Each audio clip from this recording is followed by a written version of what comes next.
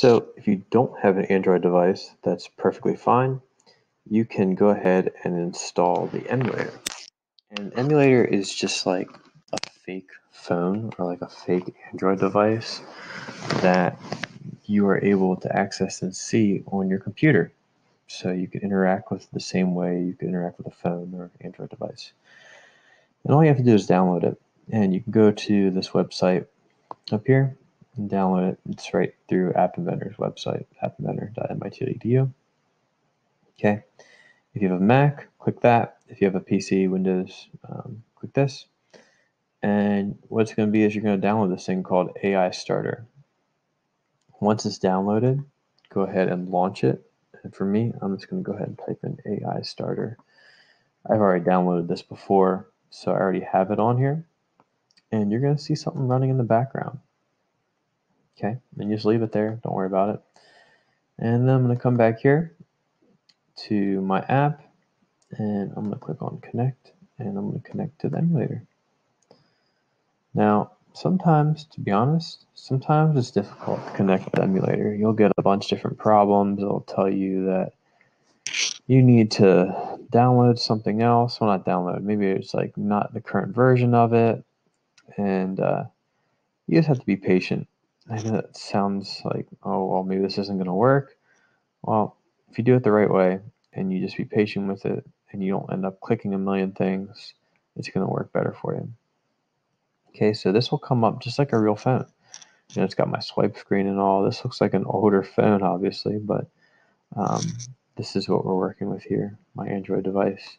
So I'm going to click this, and I'm going to swipe it the same way I would unlock a phone normally. Okay, and the App Inventor companion app should show up here. Sometimes it'll load by itself, like that. Like I didn't click anything, and I guess App Inventor recognized and already knows what it's supposed to do, right? So I'm just waiting, being patient, and it's saying sorry, it's not responding. If I click on wait, let's see what happens. And it's asking, do I want to stop this application? I'm not sure why that happened, but luckily it works, right? So whatever shows up on this screen is going to show up on here. Only this is like the real app. Like as you see, like it says enter your name here. If I click in there, I can enter something in there the same way I could if like I touched it on a touch screen.